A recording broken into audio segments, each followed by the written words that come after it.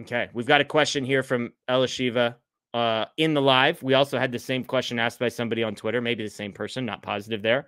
But how about moving Mookie Betts back to right field? Gold Glover out there. The Dodgers, if there's a hole on the roster, it feels like it's the outfield. I think Teoscar Hernandez you trust every day. And then I think you've got a mixed bag of guys that you could tell me I trust 3 of them. You could tell me I trust none of them. And so I think the argument is, what if they just put Miguel Rojas at short and move Mookie Betts to right field and then figured out Jason Hayward, Andy Pages, James Outman in center field somewhere? What are your thoughts about the idea of moving Mookie back to the outfield?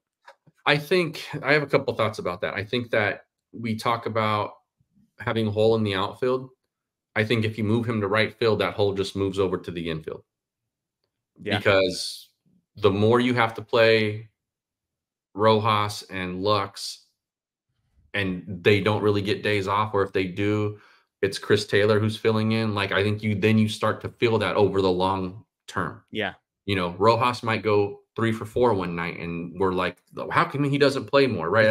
That's the natural reaction of a fan base. I remember a little bit off topic, but when I was a beat writer, we would get emails all the time because those were still back in that, Twitter was still like kind of, it wasn't what it is today. But we would get all the time, like the trade proposal of like, why doesn't this team trade this player who is completely disappointing all season long and who we have grown to hate for this all-star caliber player who is performing every single night? Why don't we make that trade? Yeah. And this sort of has those kinds of vibes. Yeah. Like, it's just, if you move Mookie out there, then you just create an offensive hole in the infield, I think. And it's because more guys aren't performing better. Yeah. You're going to have that. And there's a reason Miguel Rojas wasn't the option at the start of the season, because they know what he's going to give them if he gets 450 plate appearances. And it's not going to be great. And we're not going to like that. He's going to give you defense. But what do we want more here? Because right now, Mookie's giving you offense and not the defense. And we're complaining about the defense. So if Rojas gets into that situation where he's playing mostly every day, are we then complaining about his offense and how come we don't go get somebody? And then the other part of the thing that made me think about is like the options in the outfield are so deep right now. Assuming there's a lot of them. I mean, it's a deep pool, but they might not be great. But then you say, okay, well, if we move Mookie, that moves 2 of those guys out because you're no longer platooning, and that's 2 players now that you got to figure out what you're going to do with. Yeah, yeah. It's not an easiest call as like just move Mookie to the outfield. There's a lot of dominoes that fall behind it. Yeah, I would tack on to this a question that we got asked by Baseball Geek on Twitter. What trade should the Dodgers make? The reason I'm not moving Mookie Betts to right field is because I think corner outfield is one of the more inexpensive places to go find a bat. Like, just go find somebody who's maybe not a plus defender, but can actually hit for you. And then Mookie stays at short, Lux stays at second. I've said before, whether it's Pages or Outman, both of those guys are going to be plus defenders, maybe more. And so even if the bat doesn't fully come around, I'm fine with a little bit of a hole in the lineup if it means a plus defender in center field. So that's for me why I wouldn't go moving Mookie Betts to right field. And I know people are going to ask, well, who's the name?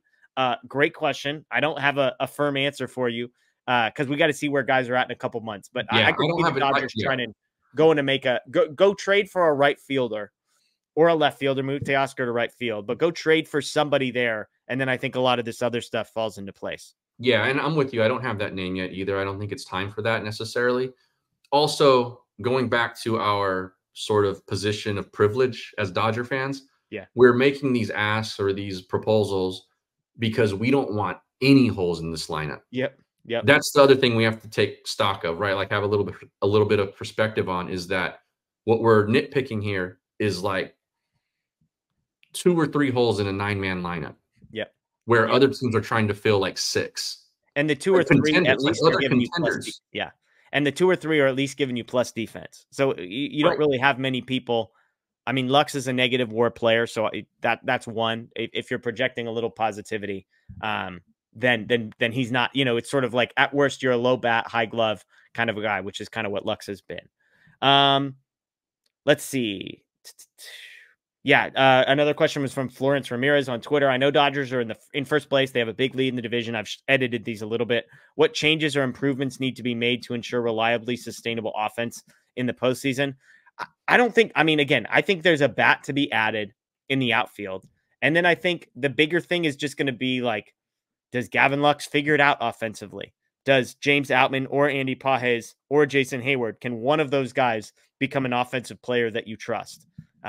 Can Kike Hernandez or Chris Taylor, can one of those guys figure it out? Like, I just think the beauty of where they are now is, to your point, Florence, they have a big lead in the division. They don't need to do anything drastic. They can give guys time to see what happens.